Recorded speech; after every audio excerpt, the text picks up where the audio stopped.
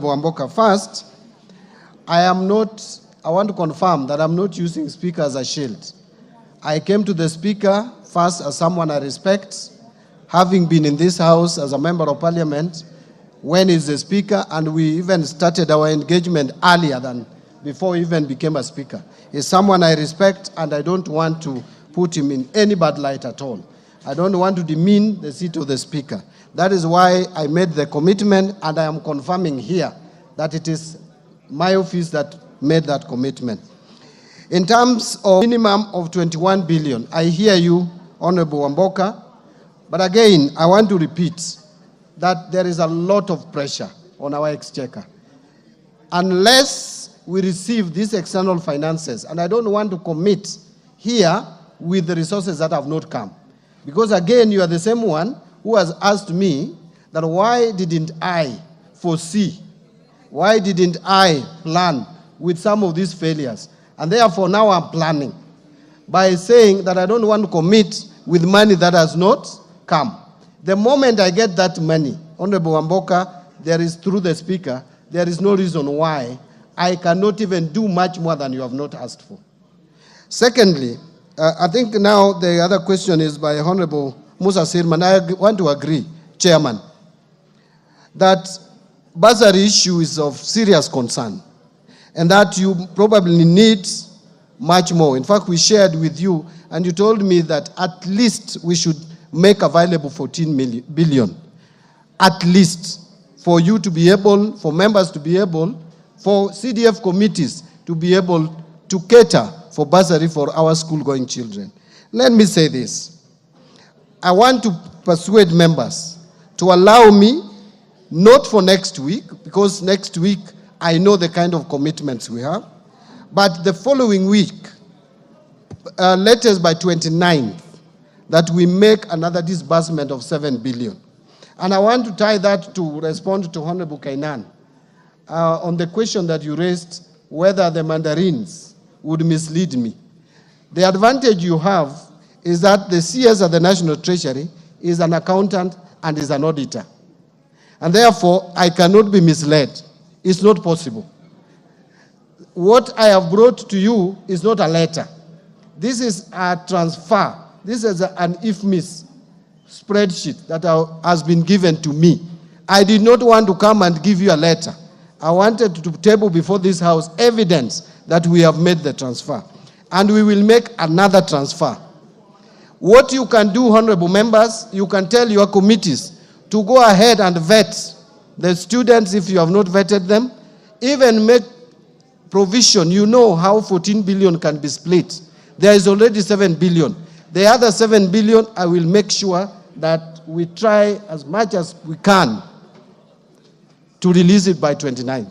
But next week will be too much pressure on our part. We may not be able to manage next week. Now, on the question by Zamzang, reducing the budget of NGAF to 2.7. Honorable Zamzang, you may not be aware of this. This NGAF money is my creation. It's not even a creation of women MPs. It is John Mbadi standing before you here today.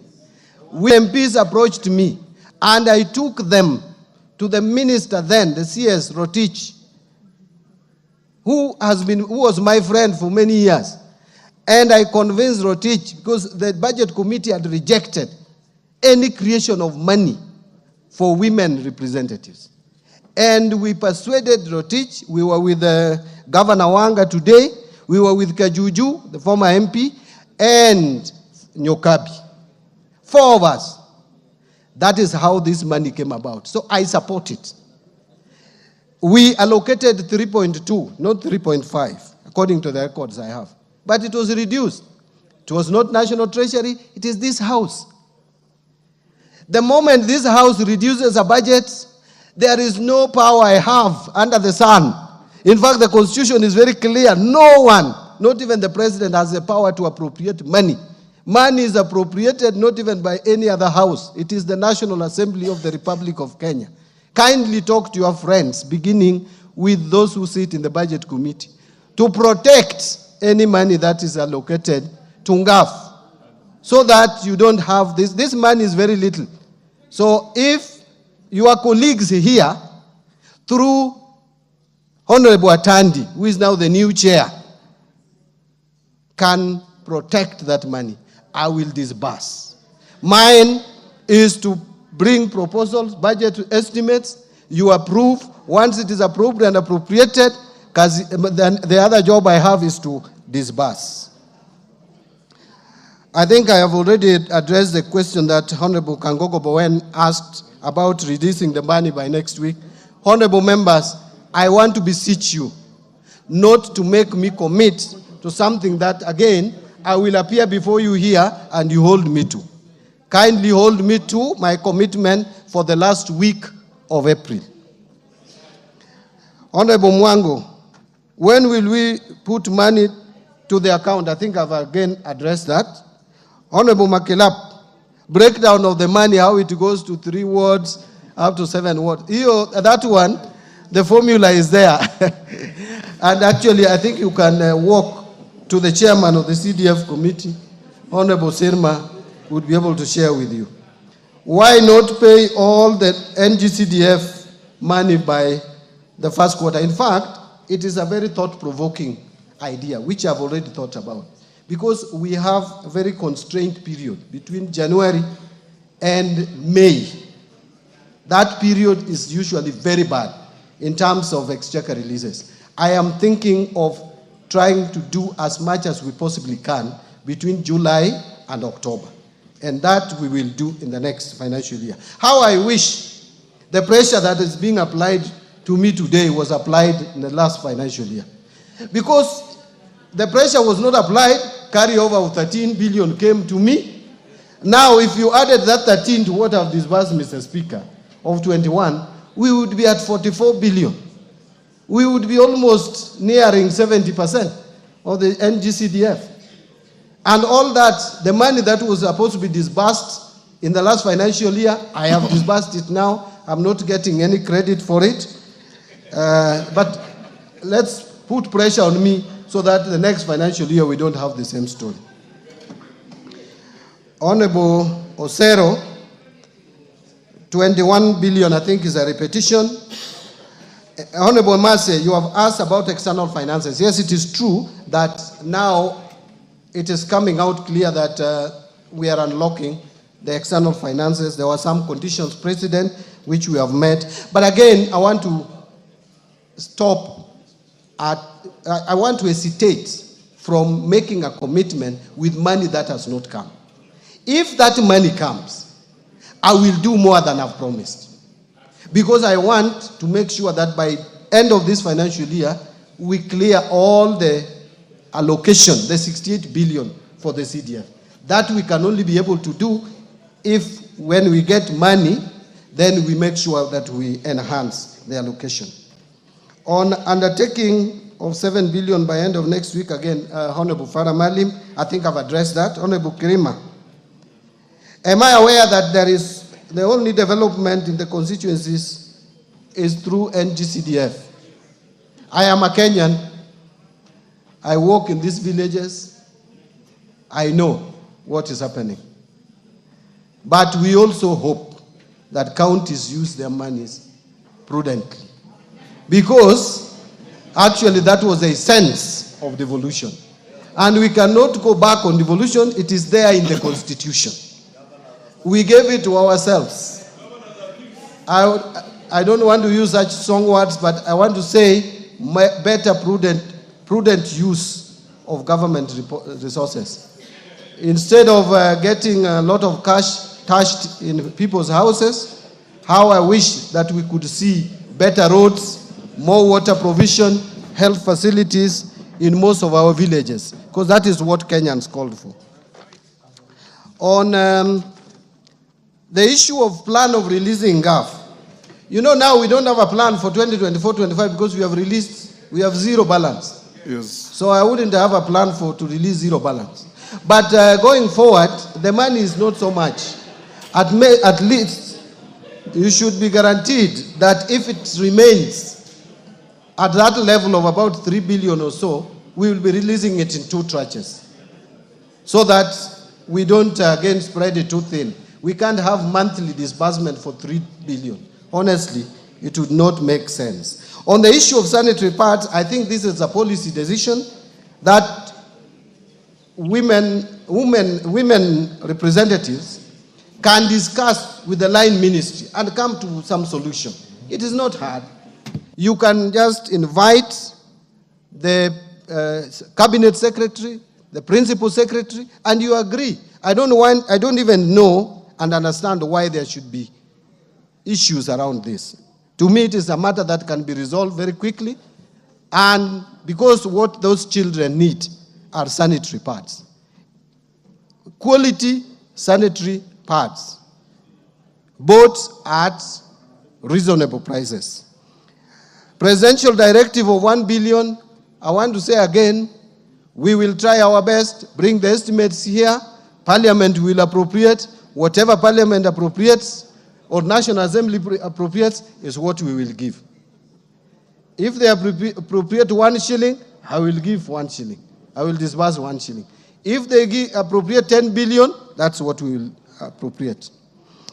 Again, the MP for Laikipia, can women reps get through NGAF, really not women reps? Let me say, NGAF gets its money back. It is this house to decide. I may not decide this. But going forward, I think I want to beseech honorable members, let us try to protect whatever location we have given to this fund because it is too little. On gender-based violence cash, the money is there. We removed it from the gender ministry. Now it is with the parliament under the parliamentary vote. I think the regulations that should be a way through which that will be disbursed. And I know parliament is very careful in this, but the money is under parliamentary vote. Again, there is a question on sanitary pads. I don't want to repeat that again. Finally, the Honorable Kenan asked about prioritization. Actually, Honorable Kenan, I think my strength is in cash flow management. And I try so hard and so much to balance. That is why even when you hear you will not hear that we cannot pay salaries. You will not hear that we have not released capitation. People will just complain, but before the term ends, we have released every money because there is a program. CDF, I guarantee you, there is a program. We will make sure that the entire amount is disbursed. Challenges notwithstanding. The same with county government funds. Development budgets, the exchequer request for development funds, the only outstanding exchequer request is 57 billion. And 54.3 billion. And we have a plan on how to release that money. So in terms of prioritization, we are up to it, we are working on it, and we'll make sure that we implement the budget as you appropriated it. Thank you very much, Mr. Speaker. Honorable members, I had given 30 minutes to this. We have done 1 hour. We have Minister Duale of Health waiting behind here to deal with issues and challenges of SHA. And we have many questions lined up. I want to encourage you, as honorable members, that the minister has responded to our call. He has spoken to us candidly. And remember, as we push, the others pushing. As your speaker, I'll ensure that through our administration in Parliament, Minister, every single word you have said to the House will be fulfilled. And I want to encourage you also, as you have said, that you'll send 7 billion on or before 29th, but if it's earlier, the better, if things work well. For affirmative action funds for our lady women, MPs, it is this House that reduced your money. And in the Committee of Budget, there are women. Why they didn't resist or call for help is a story for another day. But we will encourage Atandi, because the cream removed from that fund is very small. I'll encourage you to put it back in the next cycle so that the women MPs can at least start from there they were as we look to the economy improving and giving them some more. I say this because I've been in this house with you, and I know how prudently resources through constituencies are managed, as opposed to other management centers that you know. So let me encourage us that the little you have got is better than nothing, but we encourage the minister to do much more. And going to the future, Minister, as you have committed yourself, you will try to avoid the jam of January, February, March, and deal with the issues at the time where you have better latitude to ensure that what CDF does continues to do. And members, remember this, and you have gone to court to argue, and I agree with you, that this is not your money. This is money of the people of Kenya that you represent. And that this money is managed through committees that are independent of you. I don't want anybody to pick the Hansard and go to court to pretend that MPs have now said they control CDF, because that is how your detractors have been fighting it. This money comes to your constituency, this money is run by committees, and this money benefits the people you represent. You only come back to oversight that money. That's why we have reports that come here. So let's leave it here. We thank Jack Wamboka for bringing the issue and the enthusiasm that you have all demonstrated in bringing out the salient issues that are pressing Kenyans. And Honorable Mbadi, you know you have been here, you have managed to see a constituency, and you know what CDF has done and can do. I was here before CDF, I was here during CDF, I will live here when CDF is even stronger. So let's ensure that CDF remains the centerpiece of our development activities in the constituencies. So we release you to go back to your ministry, and Majority Leader bring in the Honorable Farah Maalim. Honorable Carolo Monde, I know you have a question that is unrelated to CDF,